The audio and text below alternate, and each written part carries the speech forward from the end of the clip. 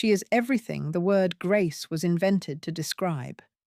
A voice so pure it once stopped a CBS broadcast in its tracks when the network couldn't figure out whether what they were hearing was actually human. An Oscar for her first film. A career that spans from the post-war stages of England to the Netflix screens of the 2020s. But beneath the composure and the warmth and the extraordinary voice, Julie Andrews has lived a private life that is considerably more complicated and more human than her public image suggests.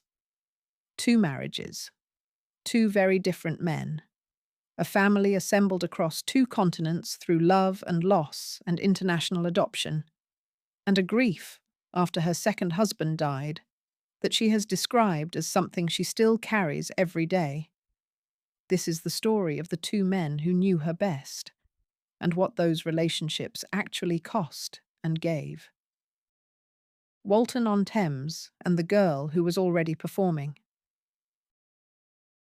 Before either husband, before Mary Poppins, or The Sound of Music, or any of the films that made her face the most recognizable in the world for a decade, there was a girl in Surrey, England, who had been performing since before she understood what performing was.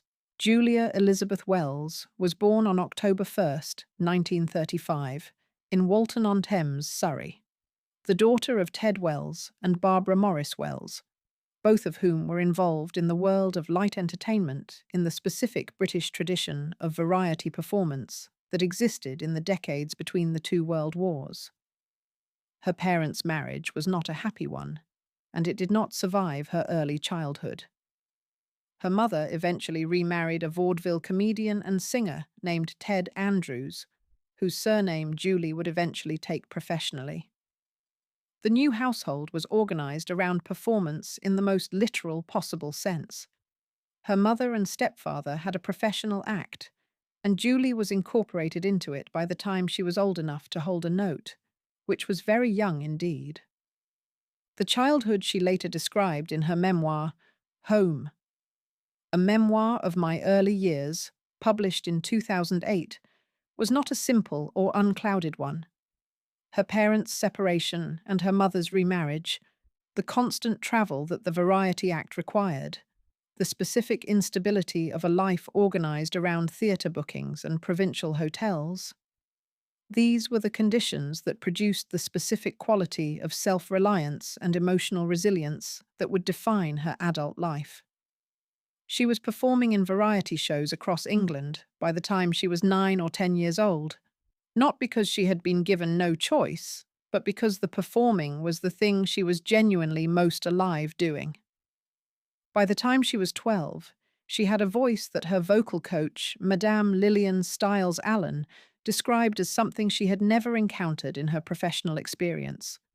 A 4-octave range, with a specific quality of clarity and control that extended from the lowest notes a grown woman might sing to the highest notes that a trained soprano could reach. This was not a manufactured thing. It was simply there, waiting for the training that would help her understand and use it. Madame Stiles Allen trained her seriously, with the care that one brings to something genuinely exceptional, and the girl who had been singing in pantomime and variety quickly became someone who could hold an audience entirely still, simply by opening her mouth. At 13, she became the youngest solo performer ever to appear at a royal variety performance. The annual concert, given in the presence of the British royal family, representing the top tier of British entertainment. That distinction spoke to the specific quality of what she could do, and it set the trajectory for everything that followed. She was already, at 13, a professional performer of serious standing, someone who occupied the stage with a natural command that most performers spend their entire careers trying to develop. And it was in this world, the world of English variety entertainment, of touring productions and provincial theatres, and the specific working-class professional life of performers who travelled with their acts and slept in theatrical digs, that she first encountered the person she would eventually marry. He was a boy she met at 11 at a show in Luton, and he was 12 years old and completely captivated by what he saw. Tony Walton, the boy who became her dearest friend. Tony Walton was 12 years old when he first saw Julie Andrews perform. He was in the audience at the George Hotel in Luton, England, in 1948, watching a production of Humpty Dumpty, a Christmas pantomime of the kind that was the bread and butter of the English variety world. And the girl who appeared on stage captured his attention in a way that he found himself determined to address. After the show, he went backstage to get her autograph. He got it. It was, by any measure, an unpromising beginning for a love story. An 11-year-old girl and a 12-year-old boy exchanging signatures at a stage door in a provincial English town. But what happened afterward was something more unusual and more sustained. They became pen pals. The correspondence went on for years. Two young English people with theatrical interests, writing to each other across the distance of their respective growing-up years, maintaining a connection that had begun in the specific charged moment of watching someone perform and wanting, immediately, to know them better. Tony Walton was, from early on, interested in the visual arts in the specific way that some people are drawn toward the theatre as designers rather than as performers. He had an eye for space and colour and costume, and the visual grammar of how the stage communicates to the people sitting in front of it. He would eventually become one of the most celebrated production designers in the history of American and British theatre, winning an Academy Award for his costume designs for All That Jazz in 1980 and multiple Tony Awards for his stage work. Designs for Pippin, Guys and Dolls, 1776, Company, Equus, and many other major productions. He was, by the end of his career, recognized as one of the great visual artists that the theatre had produced. But when he and Julie Andrews married on May 10th, 1959, at St Mary Oatlands Church in Weybridge, Surrey, he was still a young man with enormous potential and a career in its early stages, alongside a woman whose career had already become something extraordinary. Julie was 23 and already a Broadway star. She had appeared in The Boyfriend on Broadway in 1954 at 19 years old, had starred in My Fair Lady in 1956 as Eliza Doolittle opposite Rex Harrison's Professor Higgins, a role that required her voice and her timing and her specific quality of emotional honesty in ways that confirmed she was not simply a remarkable singer, but a genuine actress, and had returned to Broadway in Camelot in 1960 as Queen Guinevere. She was, in the world of musical theatre, one of the most significant performers of her generation. The marriage began in the circumstances that would eventually strain it. Two creative people with strong professional identities, working in fields that took them to different places and demanded their full attention when they were working. Julie was in New York for Camelot. Tony was developing his career in both London and New York, with the demands of stage design requiring him to be where the productions were mounting. The specific geography of two theatre careers is not always kind to a marriage. The decade of correspondence they had maintained before marrying had given them a real foundation. They had known each other since childhood and had arrived at the altar with the specific trust of two people who had been genuinely talking to each other for years. That foundation was real. It did not solve the geography, and the geography was the structural problem of everything that followed. As Julie's career accelerated after Mary Poppins and The Sound of Music into something that required her to be in Hollywood virtually continuously, and as Tony's career as a designer required his presence in the productions he was designing, often in New York and London, the distances accumulated. Weeks became months. Long stretches on different continents, conflicting schedules, the specific exhaustion of being famous and in demand, and still trying to maintain a domestic life across an ocean. It wore on them both in ways that the letters they had exchanged as teenagers could not have prepared them for. Their daughter, Emma Walton Hamilton, was born on November 27th, 1962, right before the whirlwind of Mary Poppins, which Julie filmed in the summer of 1963 and which was released in August 1964 to transform her from a stage star into the most famous actress in the world. Emma's arrival was a genuine joy in the marriage. She has grown into a significant creative figure in her own right, a children's author who has collaborated with her mother on more than 30 books and who has been a consistent and warm presence in the public account of the Andrews family. The Mary Poppins years, and then the Sound of Music years that immediately followed, were the years when the gap between what the marriage needed and what the career demanded became most visible. Julie was one of the most sought-after actresses on earth. The Sound of Music in 1965 became the highest-grossing film in history at that point, a record it held for several years. She won the Academy Award for Best Actress for Mary Poppins and was nominated for The Sound of Music.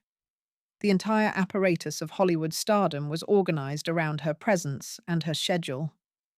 Tony's career was real and distinguished and genuinely his own. But it was also, by the mid-1960s, the secondary career in a household defined primarily by Julie's success.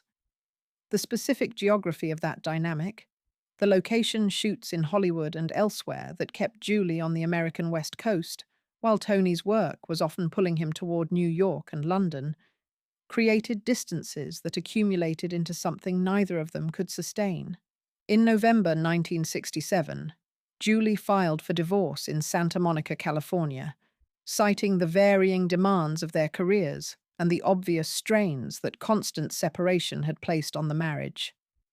There was also, by November 1967, someone else, a director named Blake Edwards, who had recently acquired his own divorce and who was, as a Time magazine brief noted at the time, at hand, in a way that implied the relationship was already developing. The statement she released was precise and dignified, clearly the work of someone who had thought carefully about how to characterize what had happened. The divorce was finalized in 1968, and what followed is one of the more genuinely unusual outcomes of a Hollywood divorce. They remained friends. Really, genuinely, lastingly friends. The kind of post-divorce relationship that is extremely rare and that requires specific emotional maturity from both parties. They collaborated on children's books together, Tony illustrating the work he and Julie and Emma produced as a creative family. They appeared at events honoring each other's work. They co-parented Emma with a warmth and a generosity that Emma has described as one of the foundational blessings of her childhood. When Tony Walton died on March 2nd, 2022, at the age of 87, from complications following a stroke, Julie's statement about him described him as her dearest and oldest friend. A description that had the specific weight of someone speaking not about a former spouse, but about someone who had been genuinely and continuously present in her life for more than 70 years. She called him a titan of the arts. She said his talent was simply monumental. She said she would miss him more than she could say. What it required of both of them, to transform a marriage into a friendship, and to sustain that friendship across 50 years, across his second marriage to General Leroy in 1991, and her second marriage to Blake Edwards, across the children's books they made together with Emma, and the family occasions where they still appeared side by side, is not something either of them has fully articulated in public. But it was visible in every account each gave of the other across the decades that followed the divorce. And it was visible, most of all, in the statement Julie released when he died. Not the statement of someone performing decency toward a former spouse, but the genuine expression of someone who had lost one of the most important people in her life. The first marriage, in the end, produced one of the more quietly remarkable things that marriages can produce when they are handled by two people of sufficient grace. A friendship that outlasted the romance by more than half a century, And that kept generating things: children's books, shared grandchildren, mutual care, long after the official structure had ended. The therapist's parking lot, and the beginning of everything. Blake Edwards was a man who had built his career on a specific quality of irreverent intelligence, the ability to make audiences laugh while also making them feel something they hadn't expected to feel. He had grown up in Hollywood in the most literal sense, the son of a theatrical director and the grandson of a silent film director. And the industry was in his blood in the way that it only is for people who were born inside it rather than having arrived from outside. By the mid-1960s, he was one of the more significant directors in Hollywood. Breakfast at Tiffany's in 1961, with Audrey Hepburn and a Henry Mancini score that became one of the most recognizable pieces of music in the history of American cinema, had established him as someone who could work with great female stars and produce something genuinely beautiful. The Pink Panther series, which began in 1963 with Peter Sellers as the magnificently incompetent Inspector Clouseau, had established him as someone who understood comedy at a structural and almost architectural level, not simply as a collection of jokes, but as a machine for producing a specific kind of delight. He was also a screenwriter of genuine skill, someone who understood narrative and character in ways that went beyond the director's craft. He was also, by the mid-1960s, going through the end of his first marriage to actress Patricia Walker, with whom he had two children, Jeffrey and Jennifer, in the specific, painful, slow-motion way that marriages sometimes end when both parties have recognized that something fundamental has broken, and neither has yet found the mechanism to make the ending official. He was seeing a therapist during this period, working through whatever the marriage had cost him and trying to understand himself better. As was Julie Andrews, who had separated from Tony Walton and was navigating the same specific, uncertain territory. Therapy was something Julie has spoken about with genuine credit over the years. She sought it in the aftermath of the first marriage's dissolution, in the specific condition of someone who had been working since the age of 9 and had not always had the time or the space to examine what any of it, the performing, the marriage, the specific costs of a life organized entirely around other people's expectations, had actually required of her interior self. She has described the process as having saved her life in a way. That is not hyperbole. It is the account of someone who found, through the specific work of therapy, a version of herself that was more stable and more self-aware than the one she had been carrying, and who arrived at the relationship with Blake Edwards from that position rather than from the unexamined one. Blake had done the same work, for his own reasons, and through his own specific reckoning with the first marriage and the career and the patterns that the career had installed in him. They were, in other words, two people who had genuinely looked at themselves before they looked at each other, and what they found in each other, once they were actually paying attention, was something that the earlier version of each of them might not have been able to fully recognize or receive. The story of how their relationship actually began has the quality of something slightly absurd and entirely charming. They had met briefly, once, in 1959. Ships that pass in the night, as Julie later described it to interviewers, at some event neither of them could precisely remember. And then years later, both of them happened to be attending therapy sessions in the same part of Los Angeles, and they encountered each other in the parking area near the building. Blake, who was in his Rolls-Royce, rolled down his window and honked at her. She recognized him. What happened next was the specific unfolding of two people discovering they had more in common than they had realized. The invitation to a film screening, then dinner, then the specific discovery that both of them were newly separated and available and drawn to each other in ways they were ready to explore. She described him, in later interviews, as the most charismatic and interesting fellow she had ever met, said she felt, from the beginning of their acquaintance, that she would never find anyone quite like him again. He was 13 years her senior. He had the specific quality of confidence and creative force that comes from someone who has built something real over decades of professional work, and it was compelling to her in the way of genuine recognition rather than mere fascination. He drove her along the Pacific Coast Highway and eventually pulled over on the Malibu Bluffs to watch the ocean and the light. It was, by her account, unbelievably romantic.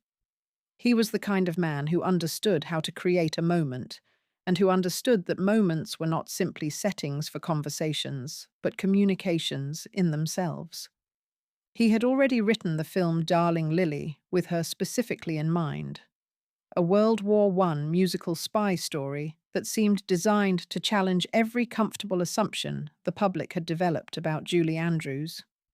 The Mary Poppins and Maria von Trapp images had given the world a specific picture of who she was: warm, clear-voiced, essentially uncomplicated. Blake Edwards was not interested in that picture. He wanted to show the audience what was underneath, and he was convinced that what was underneath was considerably more interesting. They married in November 1969 at Julie's home. He was 47 years old and she was 34.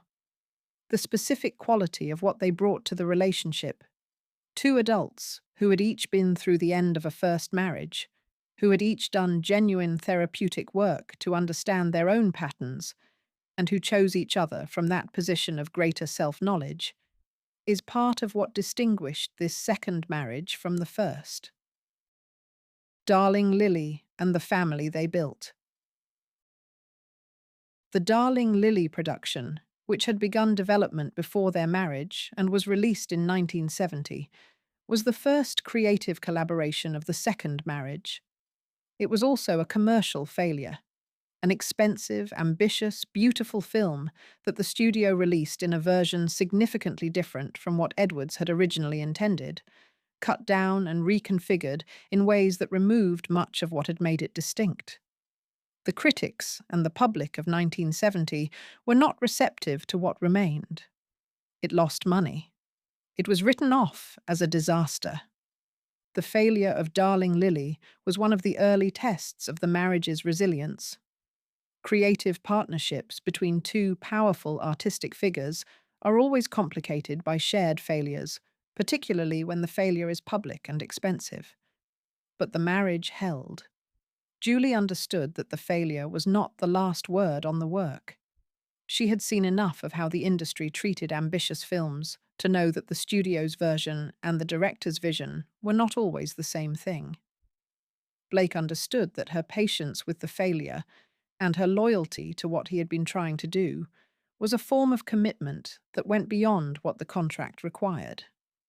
They assembled, in the years of the early marriage, a family of extraordinary size and complexity. Julie brought Emma, her daughter, with Tony Walton.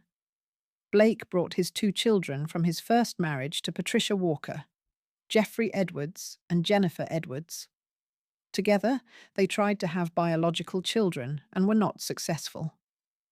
In 1974, they adopted a daughter from Vietnam, naming her Amelia, Amy Lee Edwards. She was approximately 2 months old when she arrived. The following year, 1975, they adopted another Vietnamese daughter, Joanna Lynn Edwards. This was not a casual or convenient decision. The Vietnam War had produced an enormous number of orphaned children by the mid-1970s, and the specific conditions in the orphanages were ones that Julie had felt compelled to witness for herself. She traveled to Southeast Asia to see firsthand what was happening, to understand the reality of the lives these children were living before any decision about adoption was made. What she saw there changed her permanently. She has described the experience in terms that speak to something more than parental sentiment: a confrontation with the specific human cost of the war, witnessed in the faces of children who had nothing and needed everything. Amy and Joanna traveled the world with their parents through the years of their childhood, eventually settling primarily in Gstaad, Switzerland, the Swiss mountain village that became the family's permanent home after Blake Edwards relocated them away from Hollywood. The move to Switzerland was precipitated by his fury at the studio system that had repeatedly interfered with his films. After his film Wild Rovers was cut and reconfigured without his consent. In 1971, he had reached a breaking point with the machinery of the Hollywood studios and decided that the distance of an ocean would serve both his creative work and the family's well-being. Gstaad was, in Julie's descriptions of it, simply a village, with animals and mountains, and the specific ordinary life of a community organized around something other than the entertainment industry. For a family that included 5 children of different ages and different backgrounds, the Swiss setting offered a stability and a privacy that Los Angeles could not have provided. The children grew up together in that village, in whatever complicated and rich way the specific combination of their backgrounds produced. Blake continued directing throughout the Swiss years. The Pink Panther films continued, each one featuring Peter Sellers as Inspector Clouseau, and each one adding to the franchise that had become one of the most commercially reliable properties in world cinema. He made 10 in 1979, with Dudley Moore and Bo Derek, which was a substantial commercial hit. He made S.O.B. in 1981, a savage satire of the Hollywood studios that was clearly personal in a way his other films were not. The story of a director trying to recut his failed film into something closer to his original vision, which had a specific autobiographical resonance that the film's critics noted. He made Victor/Victoria in 1982. Victor/Victoria was the fullest expression of what the creative partnership between Blake and Julie produced when it was working at its absolute best. Julie played a woman in 1930s Paris who impersonates a man who impersonates a female cabaret performer, a series of disguises nested within each other, a comedy of identity and performance and gender that was both witty and genuinely warm. It was a commercial and critical success, and it gave Julie the kind of role that expanded the public's understanding of who she was and what she could do. It was nominated for 7 Academy Awards, with Julie receiving a Best Actress nomination, and it won the Oscar for Best Original Score for Henry Mancini and Leslie Bricusse. The Broadway adaptation of Victor/Victoria, which Julie starred in 1995, extended the creative collaboration into the final decade of the marriage. She was nominated for a Tony Award for her performance, returning to the theatre that had made her famous in the first place, in a work that her husband had created with her at its centre. Blake attended the show as often as he could across its run. The stage production was, in its way, a full circle moment. The girl who had been performing in Luton pantomimes, now performing for Broadway audiences in a role that her husband had written because he understood something about her that she was still discovering for herself. 41 years, 1 voice, and 1 loss. The marriage of Julie Andrews and Blake Edwards lasted 41 years, from November 1969 until his death on December 15, 2010. In any accounting of Hollywood marriages, a category notorious for its brevity and its tendency toward dissolution under the pressures of fame and ambition and constant professional disruption. 41 years is not simply a long time. It is a specific sustained achievement, the product of 2 people who made an ongoing and deliberate choice to protect what they had built. Julie described their approach to the marriage, in a 2015 interview with Good Morning Britain, as taking it one day at a time. The phrase is simple enough to sound like a cliché and specific enough to sound like the truth. They had not treated the marriage as something that would simply persist once it existed. They had treated it as something that needed to be chosen, repeatedly and consciously, across the years. The result, she said, looking back from the position of someone who had done it, was that 41 years later, they were still there. She described marriage in a 2019 Vanity Fair interview as a big up and down graph, as the hardest work she had ever done. That assessment, coming from someone who had also maintained an extraordinary performing career across 7 decades and raised 5 children in 2 countries, is worth taking at face value. The marriage required things of her that the career, however demanding, did not require in the same way. Blake Edwards was not a simple or easy man. He was brilliant and driven and temperamentally strong in the way of people who have spent decades fighting the specific institutional battles of the film industry. Battles over creative control and studio interference, and the gap between what an artist intends and what the commercial machinery produces. He had learned, through repeated experience, that the industry would compromise his work when it could. He fought back. The fighting required a certain quality of stubbornness and force that did not always make him comfortable to be around.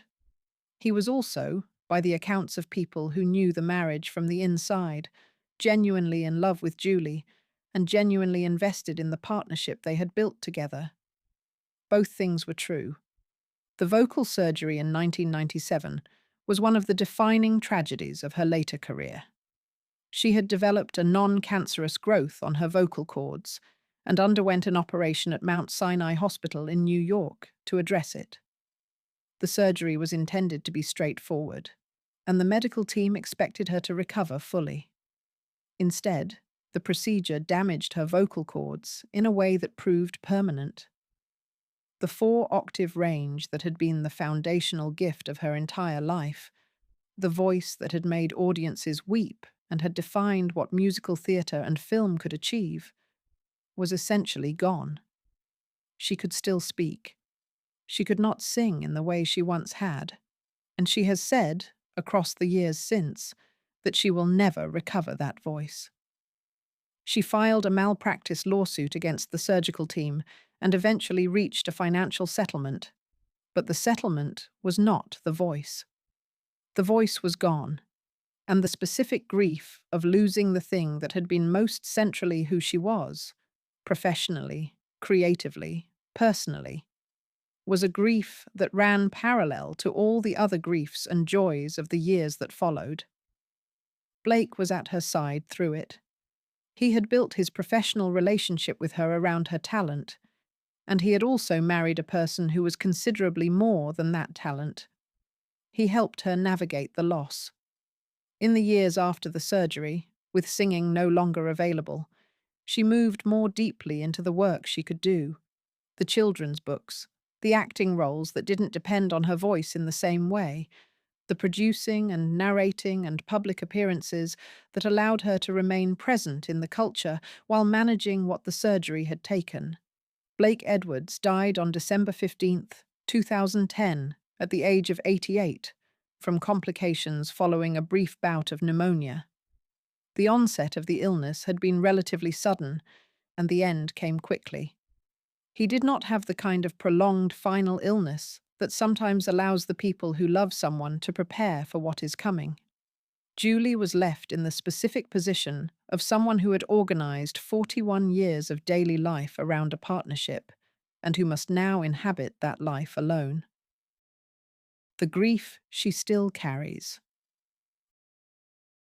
The aftermath of Blake Edwards' death is, in some respects, the most human dimension of the entire story, the part that strips away everything but the specific reality of a person who has lost the person they loved for 41 years and must now continue to live in a world that his death has made smaller. She has not remarried. She has not, in the years since 2010, described anything resembling a romantic life in the public statements she has made. What she has described, instead, is the ongoing and daily experience of missing him. In a 2015 appearance on Good Morning Britain, she said simply that she was still dealing with the loss. She said she missed him dreadfully on some days. She described the marriage as a true love story and said she would always carry him in her heart, not as rhetoric, but as a precise description of where the grief actually lives when it is genuine, and when the person who is gone was the organizing presence of your daily existence for more than 4 decades. The grief of Blake's death has coexisted with the grief of the voice, which preceded it by more than a decade, and which has its own ongoing weight. She has spoken in various contexts about navigating a career and a sense of self that had been built entirely around a vocal gift that is no longer available in the form it once was. She can still speak, she can still communicate. She has appeared in films and on streaming series and at public events with her characteristic warmth and intelligence fully intact. But the singing, the specific thing that had been at the center of her identity since she was 9 years old and performing in variety shows across England, is gone, and its absence is a permanent dimension of everything she has done since 1997. She has continued working. The Princess Diaries films, 2001 and 2004, with Anne Hathaway, introduced her to a generation that might not have had a direct relationship with Mary Poppins or The Sound of Music, and established her as someone whose appeal and warmth operated entirely independently of the voice that had originally made her famous. She voiced a character in Despicable Me and its sequel. She appeared as the narrator in Netflix's Bridgerton, beginning in 2020, which brought her into the weekly lives of an entirely new generation of viewers. She has continued writing children's books with Emma, her daughter from the first marriage, who has become her most sustained creative collaborator in the years since Blake's death. The family Blake built with her has continued to hold together. Emma, Jeffrey, Jennifer, Amy, and Joanna, the 5 children gathered across 2 marriages and 2 adoptions, have remained connected to each other and to her with the specific warmth of a blended family that has actually worked.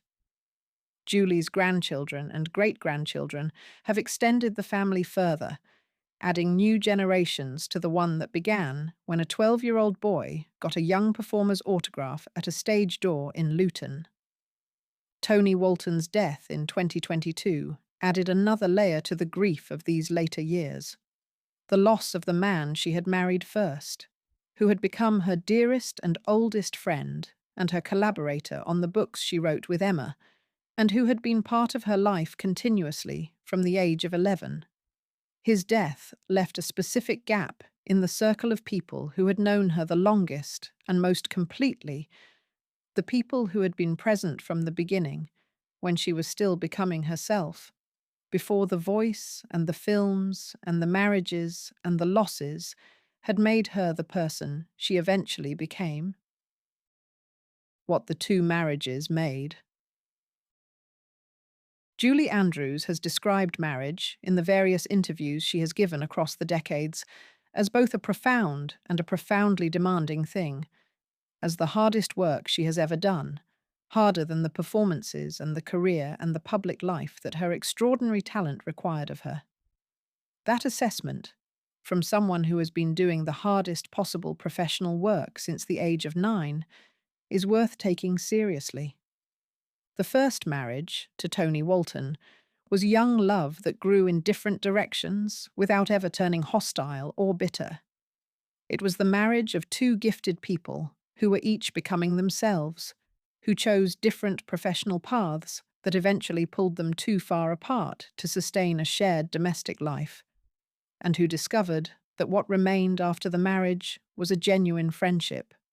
The friendship that replaced the romantic partnership was, in its way, one of the more extraordinary things to emerge from the whole story, sustained across more than 50 years, encompassing creative collaboration and co-parenting, and the specific warmth of 2 people who had genuinely loved each other and had found a form for that love that outlasted the marriage. The second marriage, to Blake Edwards, was the longer and more complicated and more fully adult love. The love of 2 people who had each been through the experience of a first marriage ending, who had each done the difficult interior work of understanding their own patterns and needs, and who chose each other from a position of greater self-knowledge than the first time allowed.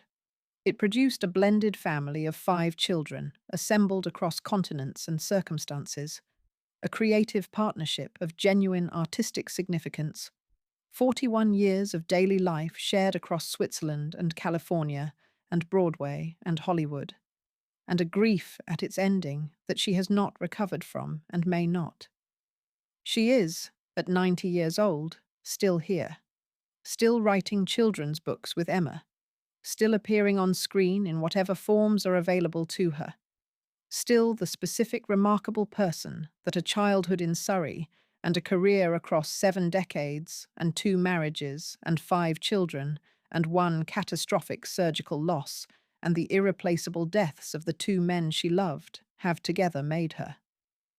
The voice is not what it was. The presence, the intelligence and warmth and specific human aliveness that she brings to every room she enters has not changed. It has, if anything, deepened with everything the years have added to it. She is 90 years old. She is still here. And that, given everything it took to arrive at 90, having lived the life she has lived, is not nothing. It is, in fact, everything. If you enjoyed this video, please like and subscribe to our channel so you never miss out on more fascinating stories.